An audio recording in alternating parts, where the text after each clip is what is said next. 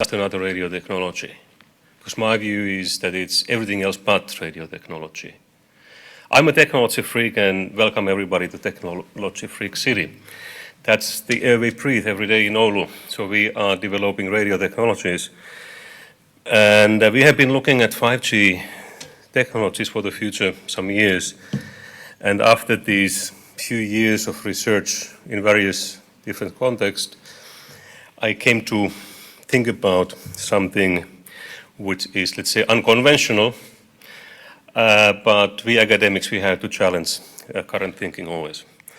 If we recall the time frame for 5G and remember the previous speakers' penetration predictions for 5G and 4G. 5G on those charts was predicted to peak around year 35. Now we are supposed to start developing standard, which actually started already in practice less than 2 weeks ago by 3GPP, and the standard should be ready by early 2019. That gives us only a few years time to develop, innovate new things. And also we know that these spectrum regulation meetings start to take place this year and year 19. And in year 19, lots of things will be frozen for the time being.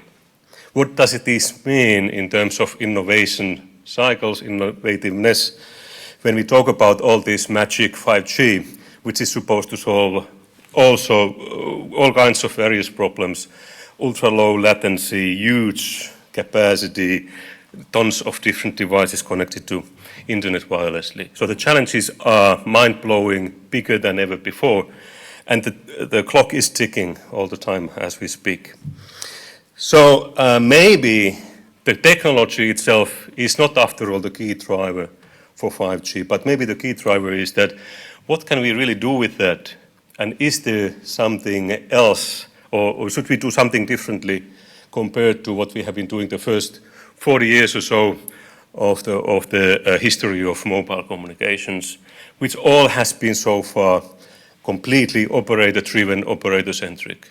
Should we open the door for some other types of business models, some other type of players assisting current players in making this digitized world and IoT reality at the speed that is needed, especially in Western Europe, where we have a lot of challenges in maintaining the social security level, for example, that we have in many countries.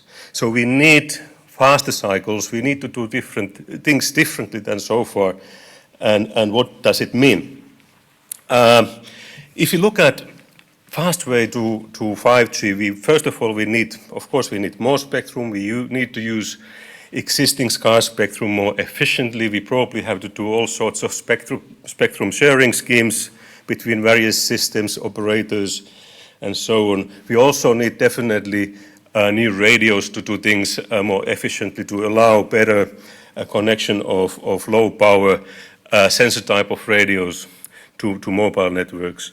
And one way to definitely a very fast manner to increase capacity is to break down the base station structure to hundreds of smaller, so-called small, densely spaced cells. So in the future we will see base stations, a form factor of Wi-Fi access points deployed everywhere indoors. And what does this mean overall?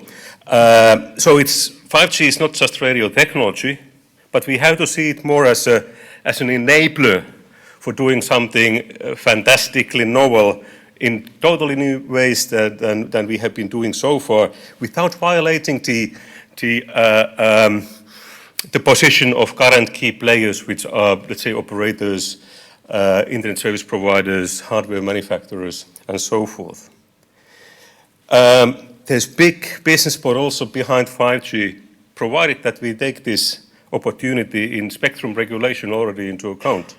We should find ways for new players to deploy and operate indoor, densely spaced small cell networks. And what I claim is that the operator roles may change drastically Maybe not yet during 5G, but years to come, we need new models.